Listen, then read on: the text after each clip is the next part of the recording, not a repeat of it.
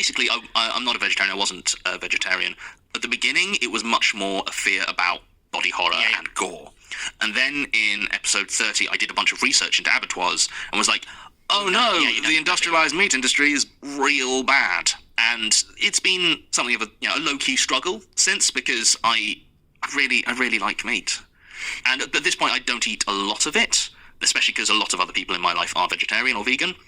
So, like, most of the meals that I cook at home, or that we eat at home are vegetarian, but I will still generally, I might get a steak if we're going out to eat, or a burger or that sort of thing. So I feel that I am meat light as a person. Yeah, I try to be a conscientious meat eater, even though that's kind of a contradiction in terms. But you do have a coherent sort of set of rules in terms of what counts as people and not. Oh yeah. Also, I have occasionally seen people being like, "Oh, this guy's got to be a vegetarian because he keeps saying that there's no difference between human meat and animal meat." And I'm like, "Oh no, the other way around." In that, I don't think, let's be clear, probably wouldn't eat. I mean, I wouldn't just eat a person.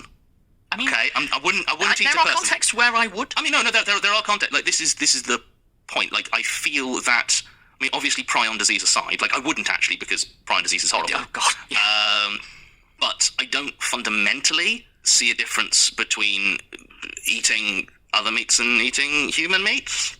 You need a short, pithy, 3-word phrase that encapsulates don't kill that. people, and also meat is meat, but no. Yeah, meat is meat, but also, if someone was dying and was like, "Hey, after I die, cut me up and eat me," I probably would.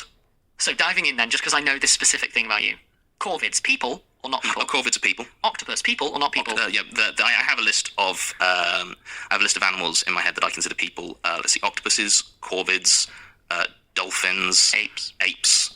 If I believe an animal is capable of choosing to... Oh, elephants. Elephants are 100% people. Yeah. If I believe that an animal is capable of choosing to do evil, then it's a person. You've never mentioned that to me before. Well, but no, because there are elephant serial killers. True.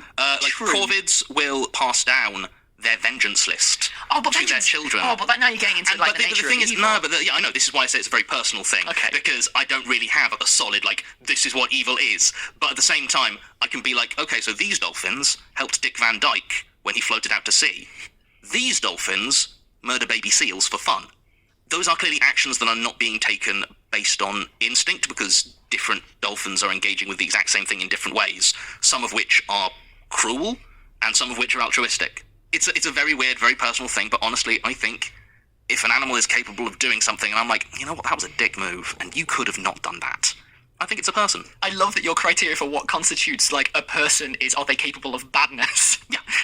What a bleak vision of the world. Okay, it's not, are they capable of badness? It's, would I judge them for being bad? If a dog does something bad, I'm like, oh, that's a real shame. The owner's messed up. That dog was following what it's been taught, was following its instincts. I don't blame the dog.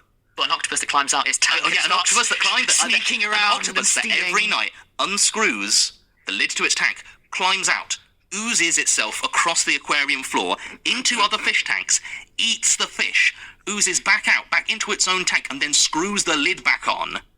That's a bad octopus. So what we're saying, Hannah, is thank you for a question that I knew would immediately open a can of worms. Oh, God, I'm so problematic now. Johnny Sims, definite cannibal.